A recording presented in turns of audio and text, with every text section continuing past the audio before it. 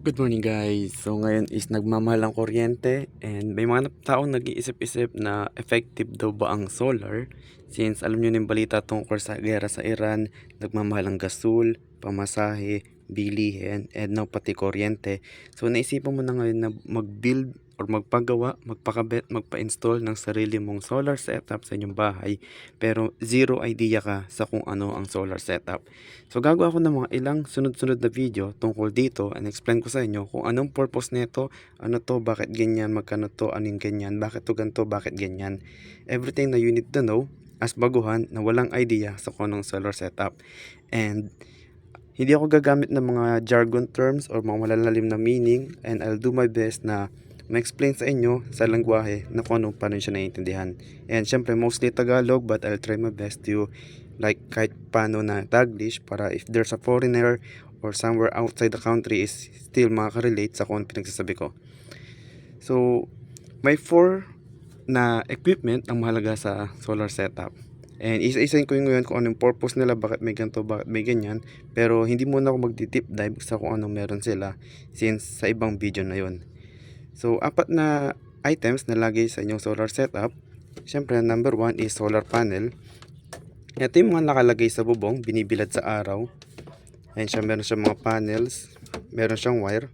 Yan lang siya. May mga gantong maliit, meron ding malaki. So, ang trabaho lang nito is saluhin ang sinag ng araw, ibilad yung lang sa araw, and yung sinag ng araw is yun na yung gagawin niyang kuryente. Pero yung kuryenteng yun is hindi siya yung ginagamit natin sa bahay. Magkaiba yun. Next time ko na siya explain, next video na lang. Pero ito yun. Isa sa sample ng solar panel. Andun yung specs niya sa likod at kung saan sa gawa. Sa ganito yung sample niya. So again, ang trabaho lang niya is saluhin ang sinag ng araw. Mas malaking panel, mas effective. Mas malaking panel, mas maraming kuryente. Yun lang po yun. So ito yung solar panel. So siya yung trabahador mo. Siya yung nagtatrabaho para kunin ang lahat ng sinag ng araw. And more araw, more power. Yun lang siya. And next meron tayong mga battery. Rechargeable battery dapat. Hindi siya disposable battery. So pag sinabing rechargeable is pwede mong gamitin uli. Kakargahan, tatanggalin, kakargahan uli. So battery, ito yung parang tiyan ng tao. O sabihin nating alkansya. O parang ikaw pag sumahod, mawala rin agad yung pera. Charot. So imbakan lang to ng kuryente. Dito iniimbak yung battery. So syempre ang solar is sa umaga lang. So sumaga lang siya gagana. Pag wala ng araw, wala nang kwenta yung panel. Doon papasok ang battery. So ang battery siya nag-imbak ng power para pwede mong gamitin yung energy na ipon mo mula umaga and gagamitin mo siya sa hapon or gabi para tuloy-tuloy ang kuryente. So imbakan lang to. Storage, imbakan, lalagyan, parang ganun ba. So yan. So may iba't ibang uri ng battery, lead acid, LiFePO. Di ko na siya explain ngayon, next time na lang. Magkukuha rin ako sample kaya nito, battery ng motor. So next time na lang siya. Basta any battery na rechargeable, pwede mong gamitin sa inyong solar setup. Next is merong mga SCC or solar charge controller kung tawagin. And ang trabaho lang nila is sila yung supervisor ng inyong solar setup or sila yung puso ng solar setup. Sila yung nagmamanage ng lahat ng kuryente na dumadaloy sa inyong solar setup. Walang solar setup na walang controller, lahat po is meron. Hindi ito nawawala. Mawala na ang battery, may mga ganun. Solar panel kailangan yan, hindi siya solar setup kung wala siyang solar. So another hindi nawawala is yung solar charge controller. Anong ginagawa nito? Supervisor po yan. Lahat ng kuryenteng dumadaloy sa yung solar setup is dumadaan sa kanya. Siya yung nagmamanage kung saan pupunta ang kuryente, ilang kuryente ang pupunta, at sino yung pupunta sa ganito, sino yung pupunta sa ganyan.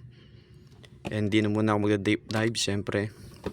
So susunod na topic na lang yung kapag ni-specific ko na kung ano mismo ang solar setup or kung ano yung solar charge controller.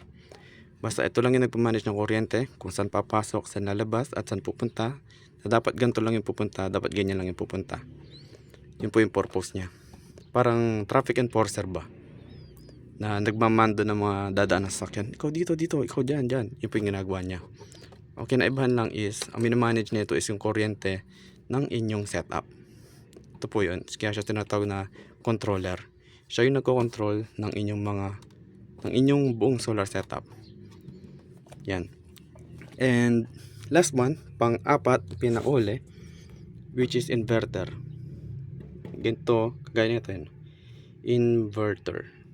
Meron ding mga ibang uri, ganito yung tsura niya. Depende sa laki at efficiency and kung saan nyo gagamitin ang inyong solar setup. Optional siya kasi pwede kang magdirekta, pero if mga appliances ang gagamitin mo, kailangan nyo ng ganito. So anong ginagawa nito, siya po yung nag-translate from energy na na-harvest into usable energy.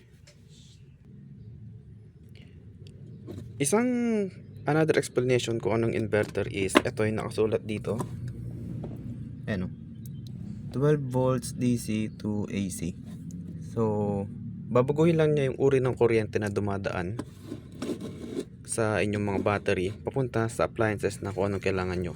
Gaya nitong dalawang to, mukha siyang pares na bumbilya pero magkaiba ang purpose niya at kung saan siya kinakabit. So, let's say, para mo na rin sinabi na yung laman ng battery is Filipino and yung kailangan ng appliances mo is Amerikano. So, hindi sila pwede mag-usap since iba-ibang lengguwahe nila. So, ang purpose ng inverter is i-translate from Filipino to English para pwede mo nang gamitin to. May kita mo yun dito sa inyong, hindi kita ng camera.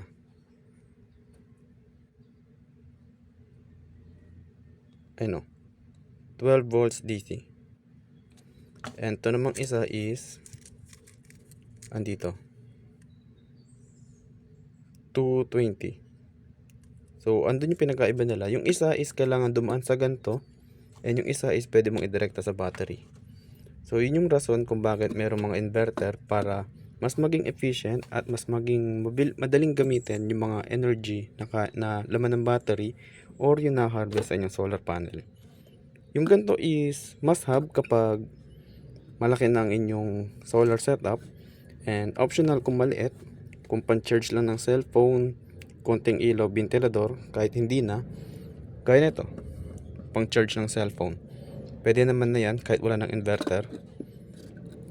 So yun lang. So yun ang purpose na yung mga ganitong inverter, para mas magamit yung mga ibang appliances na hindi pwede sa DC, or yung mga energy galing pa na sa battery. So yun, napapasabi na naman. So yun lang. So solar panel is yung nag-harvest, charge controller is yung nagmamanage or nagko-control ng inyong mga kuryente, battery is yung nag-iimbak ng harvest or ng kuryente para sa later use, and inverter is for more efficiency or para magamit yung ibang appliances na hindi kayang gamitin gamit yung nasa battery. So yun lang. Then yung mas deep dive na explanation tungkol sa mga to sa susunod na video na lang para hindi sobrang haba. And kung may katanungan ka, if you have a question, feel free to comment down below. And salamat sa nanood.